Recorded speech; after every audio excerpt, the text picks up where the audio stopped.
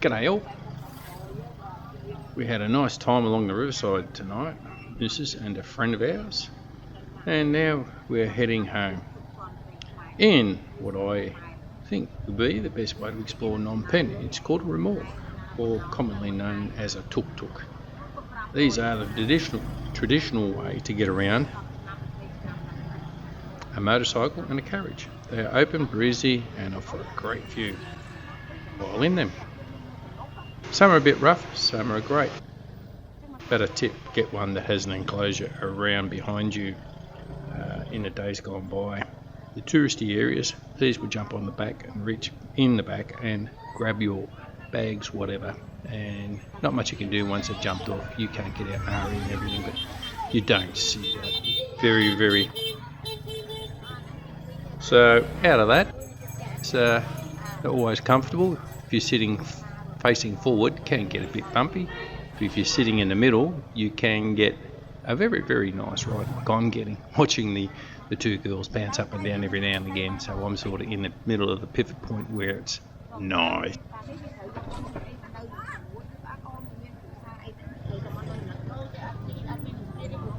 And as I said, if you get one that doesn't have any enclosure around you, it's just an openy, breezy everything, which they're pretty good at normally. These would just jump on the back and bazinga, your stuff's gone. As I said, rarely nowadays do you see that. I haven't heard of any at all. But sadly, these remorks are being replaced by the Indian jalopies, simply because they are cheaper to buy, cheaper to run, and cheaper to repair. Pass that, grab, etc. Use them a lot. But if you're a tall person and you get a small tuk-tuk, yeah, be prepared to be cramped there, you know.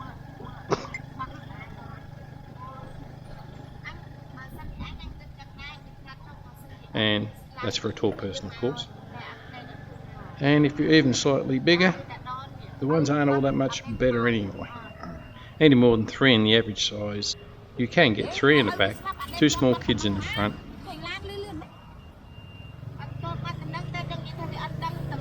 In a remork, you can get 3 forward facing, 3 rear facing, and enjoy the views as you go along.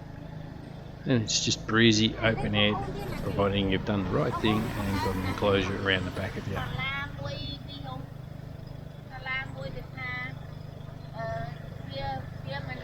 And you can travel along, as you see.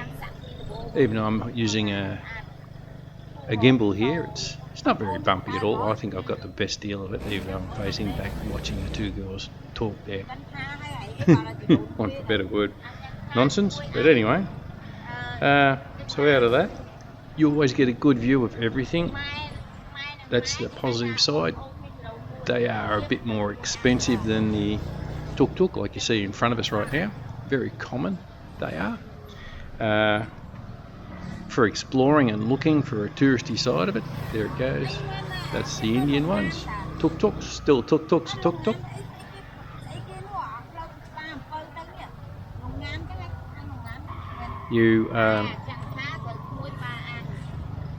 I find these ones are pretty good. You can turn around and just have a good view all around while you're just driving around. They are a little bit more expensive than the little tuk-tuks, but I think for value for money, if you're a tourist and want to look around, you can do. In the other ones, you tend to have to stoop down to look outside the door. On the upside, the little ones offer you better protection if and when it does rain. In these remorks, these tuk-tuks, motorcycle carriage ones, if it does rain, it does take a bit of an effort to get all the screens down. So with that, yeah, it's just a matter of preference. For the touristy side, I prefer these. I find they're much better, and I like to look and film, as you've no doubt seen many a tuk-tuk rides. Yet another tuk-tuk ride. But it is what it is. Everybody's got their preference.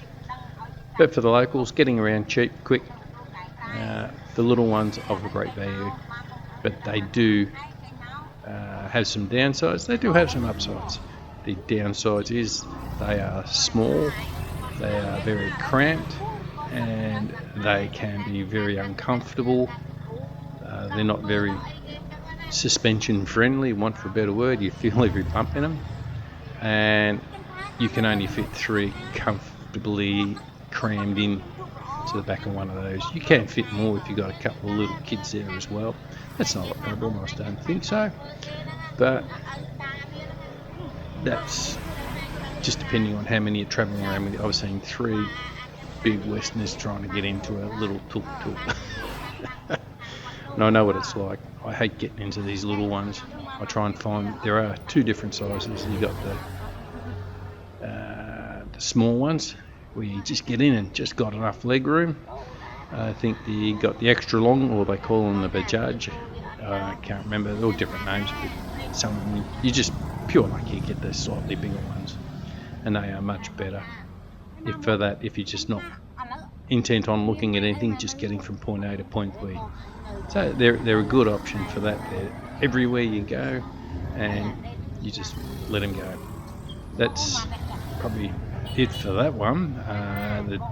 The downside is, as I said, they do get very hot inside on a very hot stinking day, because you are reasonably enclosed. And on the upside with them, they are cheap everywhere, and they do offer you protection if it decides to pour down rain. Very, very suddenly, you just close a little curtain and you're pretty well. Even driving around, if you don't like the sun, which most of the Khmer don't like the sun, they will close the curtain and keep the sun off them.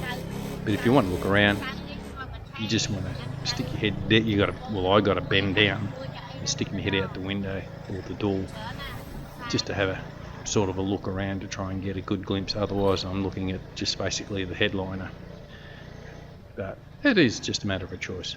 But these traditional ones are slowly getting harder and harder to find. You do find them on Pass app, Grab, etc., but you have to specifically ask for them. Price wise, yeah, some of them can be mean and nasty around the touristy area, and ask a little bit extra. Yeah, move on if you see one that's too expensive. Other than that, they're fractionally a bit more than the standard tuk-tuks.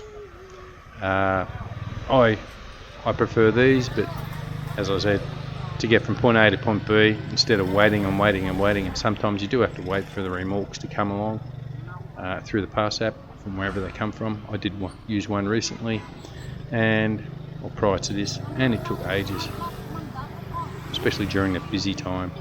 But when is a busy time? All day, every day. So with that, I'll stop rambling on, and you can enjoy the rest of it. You'll go past King Suhunamini, the King's statue there, with the late King along there. Always like walking up and down there at night time. It's always well lit up. And then we'll go past the next well-known landmark. You'll see that coming up right about now. And there it is. I reckon that always looks excellent at night time. That's the Independence Monument. Anyway, I'm going to stop rambling. You can enjoy what's left of the video. So, till the next one, catch ya! Don't forget to like and subscribe too. You know you want to do it. Go on.